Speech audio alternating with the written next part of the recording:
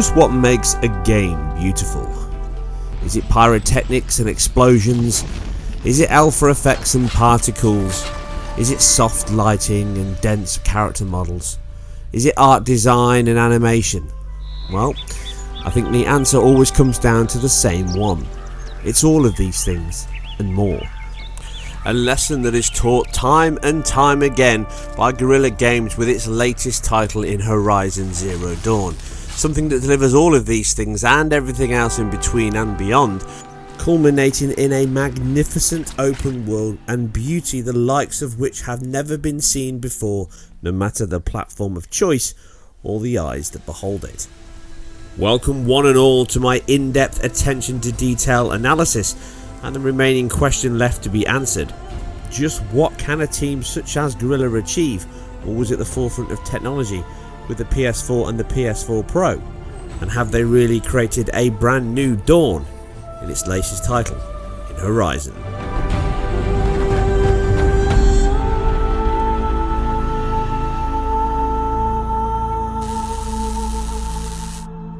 Guerrilla is a studio well known of now and tied very exclusively to the Sony platform, but this was not always the case.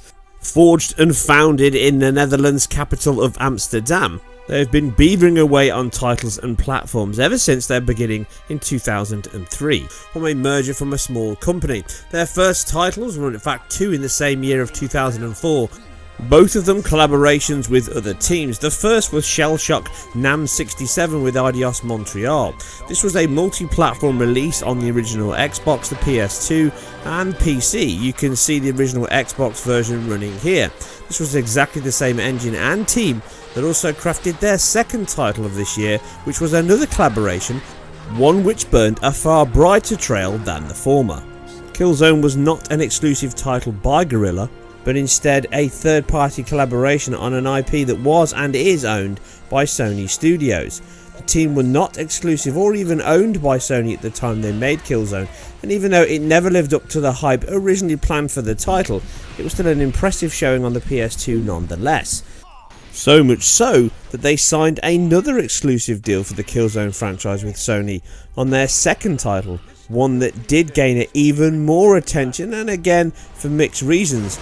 But it certainly delivered on many fronts, one of which was the technical proficiency on display here, something they have continued ever since, no matter the platforms that they touch. So successful was Killzone 2 that they were signed and became one of Sony worldwide studio teams. Further titles hit the PSP and the Vita, but it was Killzone 3 that changed the shift and not only the colour palette of the game, but also the direction it took, offering up a much less oppressive tone, not only in its style, gameplay and choices, but more predominantly in its artistic and colour palette. This was later enhanced and improved in the PS4 launch title of Killzone Shadowfall, once again cementing their powerhouse name on launch with brand new hardware made little difference to the quality and the mouth-watering beauty that was delivered when the PS4 hit our very hands. But it certainly gave them the base of where we start with Horizon, and even though the engine had no title at the time, this is indeed the same Decima engine that now powers Horizon Zero Dawn. Something the early forest level in that game was clearly a working benchmark towards what we now see Aloy deliver in this full open world experience.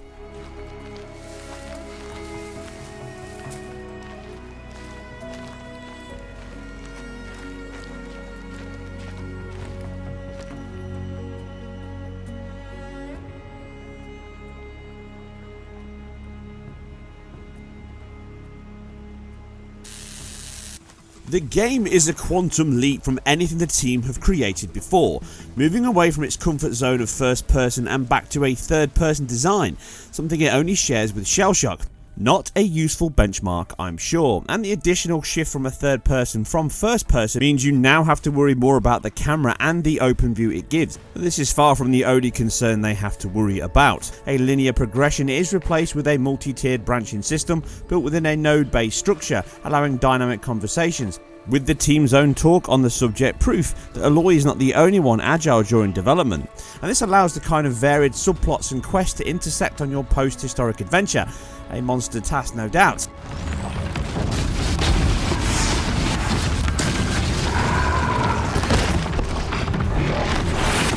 Now, walled off sections are now knocked down to create an expansive, lush and captivating open aisle that looks straight out of a Jurassic Park set, but the production values, asset quality, lighting model, animation, physics, destruction and AI are all of equal or greater quality than its previous Killzone launch title. Not a small feat on its own, but they have also seen fit to add to that heavy lifting with even more treats I will touch on throughout this video.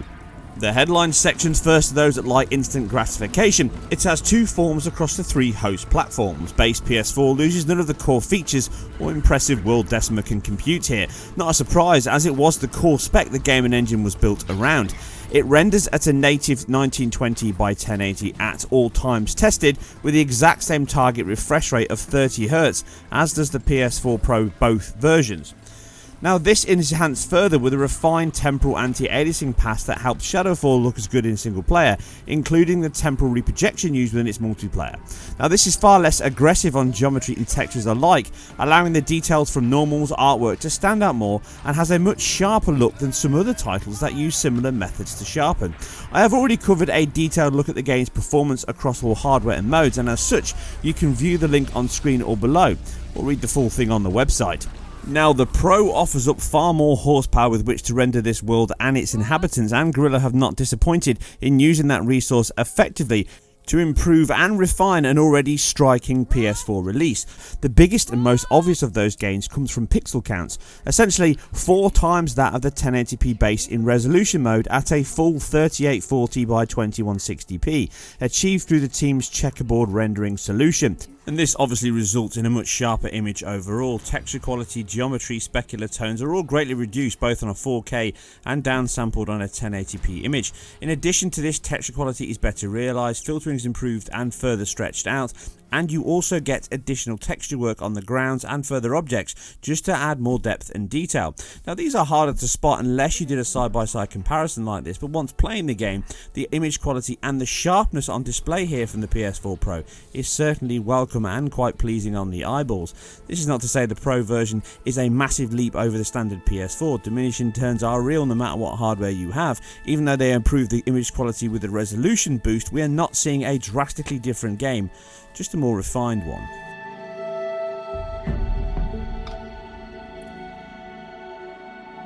Now, all these changes are welcome, but they're not as expensive as the resolution hike. Texture filtering, like I say, is stretched further out than base, leaving a marginal increase in floor or wall textures at oblique angles, but aside from a side-by-side comparison like this, it's not a huge boost over the standard base model. Now, normal maps also see a boost in resolution, as does of course the textures themselves, but these are not really of a better quality or remade, simply sampled at a higher resolution, which is visible to see. Everything else between the two is identical, which sounds negative, but with a game this captivating, it is hardly a bad thing. Which leaves you with the biggest change which we've just spoken about, and that is the resolution. Now, info on this is still rather low, but my best guess is that the team render a full 1920 by 2160 image, which is approximately 4.1 million pixels, which is exactly 2 times the pixel count of the base model and around 11% more than 1440p that some games target with Pro updates. Now, from this you can use their previous temporal reprojection method enhanced here to resolve some of its older issues, and the results are eye-wateringly beautiful. To help you understand the method more, checkerboard is not upscaling or up-resing an image. It is, as far as the final image to your screen or buffer is concerned, one created within a standard, inverted commas, render at 4K would appear to the display exactly the same as a checkerboard method.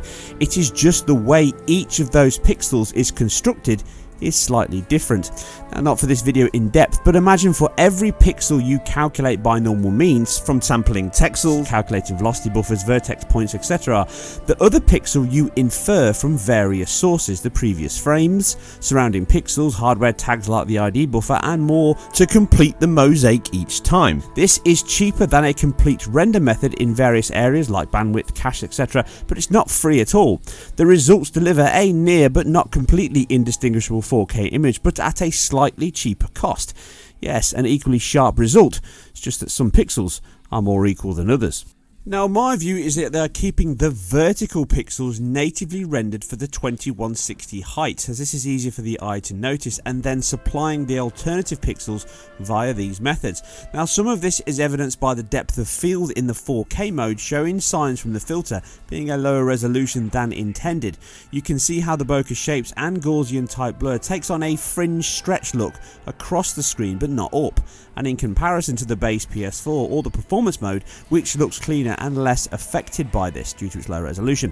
Now I have no factual data from the team myself, and this is all based on analysis. We shall see if in a later talk the technique is shared. Either way, the image is, bar the DOF pass anyway, always far superior on the Pro in this mode.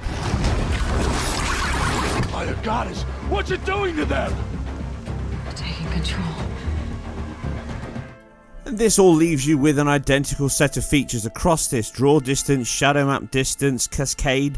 Everything else is identical across both versions. The only difference is the filtering, as I've already mentioned. So it leaves the change left between the performance mode and the resolution mode. So the performance mode, as I've already covered, does solve most of the issues with the rare points in the game where it can dip into the mid-20s. But it also has other benefits. Nothing drastic mind, but resolution is no longer a 4K down to a native 1080p, and in addition to that, it also looks to be using a 2 or maybe 4 times MSAA resolve to sharpen up those geometric edges, which doesn't appear in the 4K mode. It's not really required.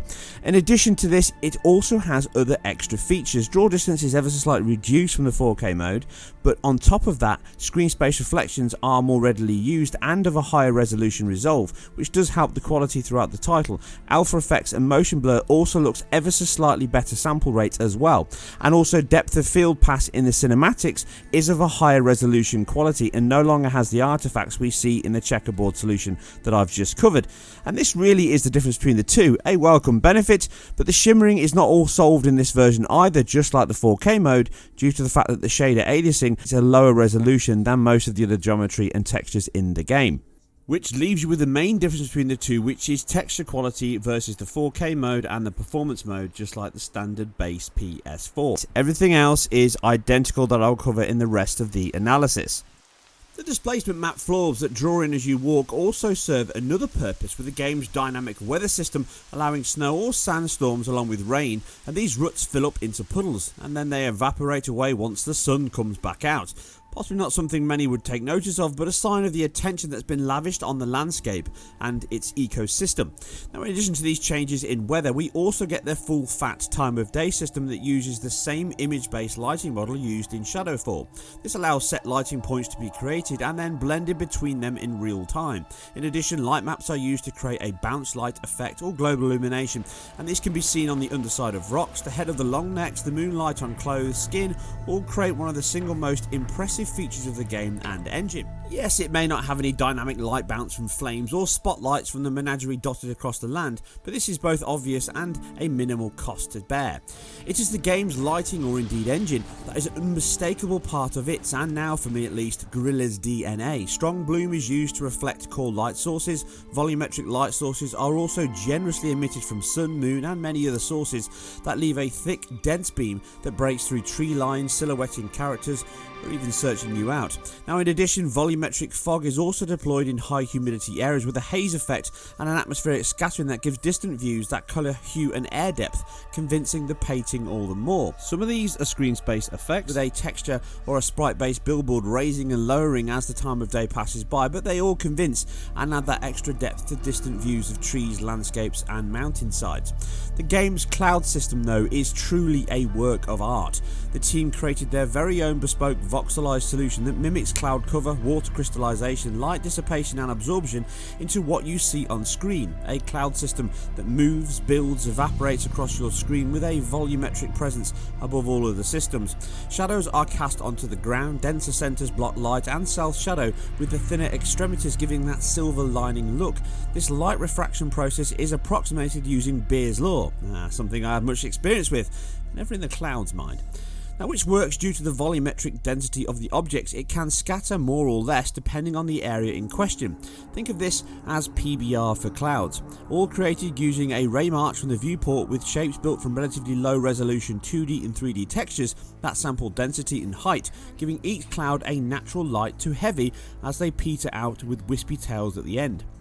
The lower res textures are not a problem due to the low frequency info required here. Blended between the Perlin noise samples at patterns, these are the most convincing clouds in real time rendering. And they also react to the game's wind system, weather system, forming into rain clouds or simply dissipating away as humidity lowers and temperatures rise, incredibly accurately and, more important, convincingly. The solutions in Drive Club were impressive enough, but here Guerrilla have really delivered something that truly is a benchmark in open world real-time weather systems. And to think all of this, with some sacrifices and saving, started out at a 20 millisecond cost, is now right down to 2 milliseconds per frame. In what you see in the base PS4 and the PS4 Pro, there is no difference between the two. Some of the low resolution points you can notice in the voxelization, but overall this is beautiful and well delivered, and really adds to the game's overall dimensions and believability of an organic, dense and open landscape.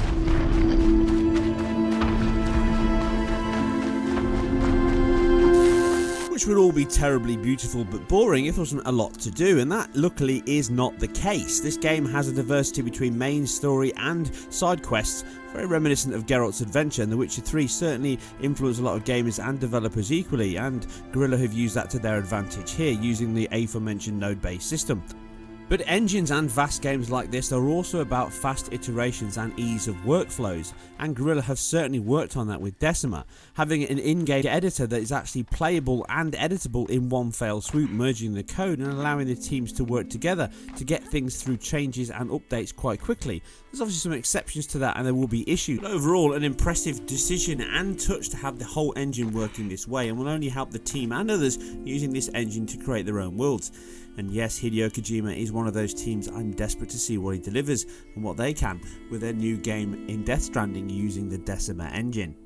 But the team didn't stop there. Using the GPU to create all of these pretty pixels in the world that we see, they also procedurally generate that world on the fly.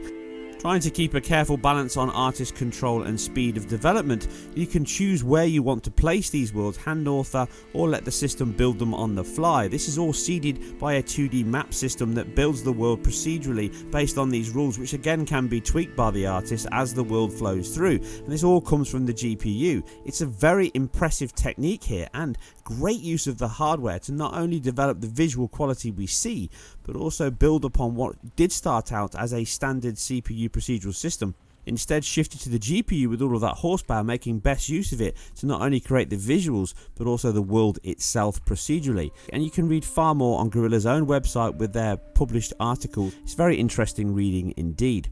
And the benefits don't just stop there. Alpha effects are used abundantly in firefights from fire and explosions. Particle effects are used as sparks fly, rocks explode, and debris breaks down. Open sandbox or not, they've stayed true to the fact that they use physics-based destruction in their environments, and here it regularly happens as monsters break down trees or your cover is destroyed by enemies as they attack you.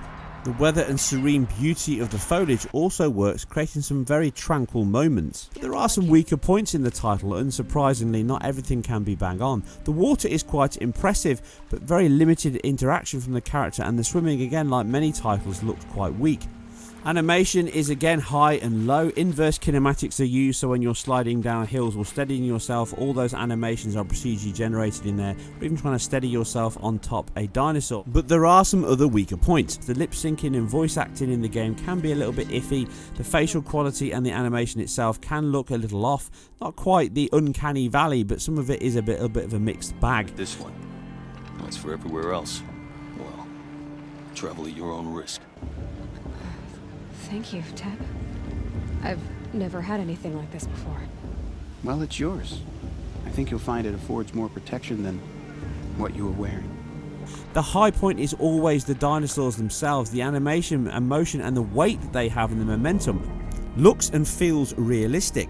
But the other weak point is again the AI. It's not the strongest. It does scale well with difficulty, but overall it's not the cleverest thing in the world, and you tend to find the patterns quite quickly, but some of this may be by design. And on top of this, the foliage system, as all beautiful and organic as it is, the interaction with the character is very limited. It actually reacts more with the enemies than it does yourself. Only certain points and vessels in the game actually react and push past you, including the camera itself, but other points like snow and the other bushes and the trees just basically clip straight through, and there is quite a lot of clipping here, so there's signs where the CPU is paying the price here, cutting back on certain areas. I also feel as if the GPU procedural system also balances the GPU load as well. Sometimes on the PS4 it seemed to dynamically scale back some of the objects in the game that appeared on the Pro version, but that might just be a slight bug. It's just something I noticed whilst testing and comparing the games here. Again, other minor features, but the footprints in the snow and the sand only tend to happen occasionally, sometimes on, sometimes off. It could be a resource saving, or it could just be a bug. And the facial animation of Aloy only seems to come alive when she's injured. When she's not, and you look at the character in game, she can look quite lifeless with far less facial expressions and blinking. But then again, the girl has got a lot on her plate. It would have been nice to add in some more contextual animations in there, just to animate the face as you play, but I am really edging into nitpicky territory here. But again, this is a vast open sandbox title, and what it delivers is rarely ever short than breathtaking. On top of this, the fact that this is their very first attempt at a third-person open-world sandbox is remarkable on a brand new IP of this quality and this pedigree. Guerrilla certainly have set the ground for pushing forward in Horizon and future titles, and Decima itself could very well be one of the best and most widely used engines within the Sony Worldwide Studios, if this is a sign of things it can deliver at these kind of iterative processes. Anyway, that's it for now. This is the end of my in-depth analysis. I apologise for it being slightly later and longer than I expected, but I wanted to cover the game in much detail, and I hope that I've achieved that and given Guerrilla a fair crack of the whip at just what they've done here, and Aloy's entry into Guerrilla's new franchise away from the Killzone era. If you enjoyed this or anything else that I've put together, then you know what to do. You need to hit that subscribe button and that like button. If you didn't like it, then hit the down and tell me what you didn't like. Good or bad, I always like to hear what you guys and girls have to say. And with that, I'm off into the sunset, just like Aloy. I'll catch you on the next one. Sorry about this. It won't take long.